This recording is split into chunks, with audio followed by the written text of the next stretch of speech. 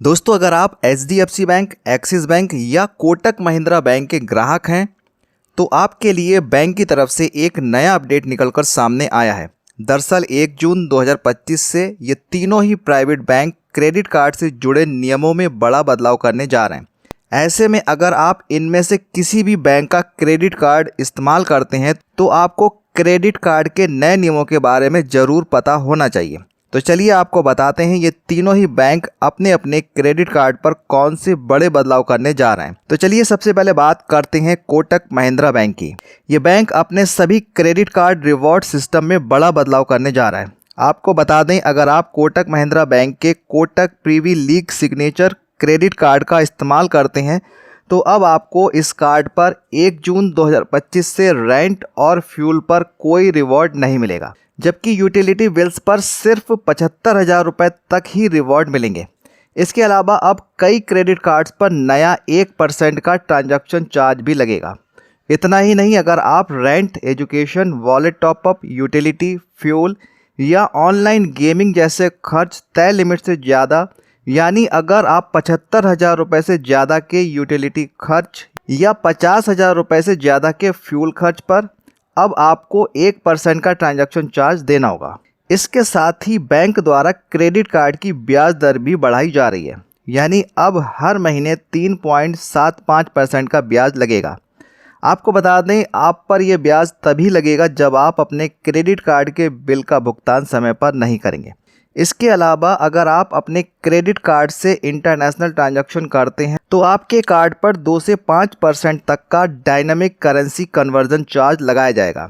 वहीं अगर आपके कार्ड से ऑटो डेबिट ट्रांजैक्शन फेल हो जाता है तब भी आप पर चार्ज लगाया जाएगा। चलिए अब बात करते हैं एचडीएफसी बैंक की। चार्ज लगाने में एचडीएफसी बैंक भी पीछे नहीं है। 10 जून 2025 से Tata new infinity credit card पर एयरपोर्ट लाउंज एक्सेस के नियम बदल रहे हैं, यानी अब इस कार्ड से लाउंज में सीधे एंट्री नहीं मिलेगी, बल्कि हर तिमाही 50,000 रुपये खर्च करने पर एसएमएस या ईमेल के जरिए वाउचर मिलेगा, जिसे 120 दिनों के अंदर क्लेम और 180 दिनों के अंदर इस्तेमाल करना होगा।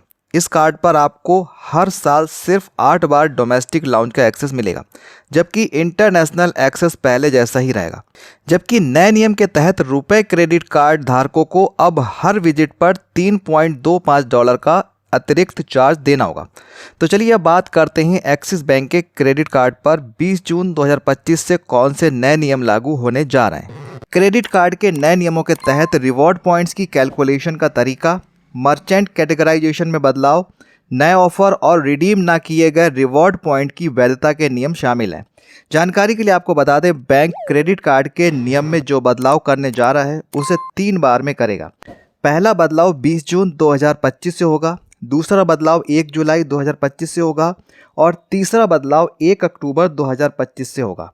तो चलिए आपको बताते हैं एक्सिस बैंक के क्रेडिट कार्ड में 20 जून 2025 से क्या बड़े बदलाव होने जा रहे हैं। दोस्तों, जैसा कि आप जानते हैं, ज़्यादातर बैंक अपने क्रेडिट कार्ड ग्राहकों को क्रेडिट कार्ड पर एक लिमिट देते हैं। अगर आप 1 साल में उस लिमिट के बराबर अपने क्रेडिट कार्ड से खर्च करते हैं तो बैंक आपके क्रेडिट कार्ड पर लगने वाली फीस को माफ़ कर देता है। लेकिन नए नियम के तहत सालाना शुल्क माफ़ी के लिए ज़रूरी खर्चों में किराया और वॉलेट लेन देन को नहीं जोड़ा जाएगा। इसके अलावा fuel, utility, insurance, rent, wallet top up, सरकारी और शैक्षणिक संस्थानों और ट्रांसपोर्टेशन या टोल पेमेंट जैसी कैटेगरी पर खर्च करने के लिए रिवॉर्ड पॉइंट्स नहीं दिए जाएंगे। तो साला ये दुख का खत्म नहीं होता बे। चलिए बात करते हैं बैंक 1 जुलाई 2025 से क्रेडिट कार्ड के नियमों में क्या बदलाव करने जा रहा है। 1 जुलाई से एक्सिस बैंक के क्रेडिट कार्ड होल्डर्स स्विगी पर 500 रुपये के न्यूनतम ऑर्डर पर 150 रुपये का डिस्काउंट पा सकेंगे। इस ऑफर का लाभ उठाने के लिए आपको चेकआउट के दौरान प्रोमो कोड एक्सिस रिवॉर्ड का इस्तेमाल करना होगा। इस ऑफर का लाभ आप 1 महीने में प्रति कार्ड 2 बार उठा सकते हैं। चलिए अब बात करते हैं क्रेडिट कार्ड पर 1 अक्टूबर 2025 से होने वाले बदलाव के बारे में। 1 अक्टूबर से Axis Bank edge reward points और एज माइल्स के बारे में नए नियम लागू करने जा रहा है। अगर कोई क्रेडिट कार्ड बंद हो जाता है तो ग्राहकों के पास बचे हुए रिवॉर्ड पॉइंट्स को रिडीम करने के लिए 30 दिन तक का समय होगा। 30 दिन के बाद बिना रिडीम किए गए रिवॉर्ड पॉइंट्स को जब्त करने का अधिकार बैंक को होगा। इसके अलावा अगर किसी कार्ड होल्डर पर न्यूनतम बकाया राशि 90 दिनों से अधिक समय से पेंडिंग है तो बैंक बिना रिडीम किए गए रिवॉर्ड पॉइंट्स जब्त कर सकता है, भले ही कार्ड आधिकारिक रूप से बंद हो गया हो या बंद नहीं हुआ हो। इस वीडियो में इतना ही। वीडियो अच्छा लगा है तो लाइक और शेयर जरूर करें।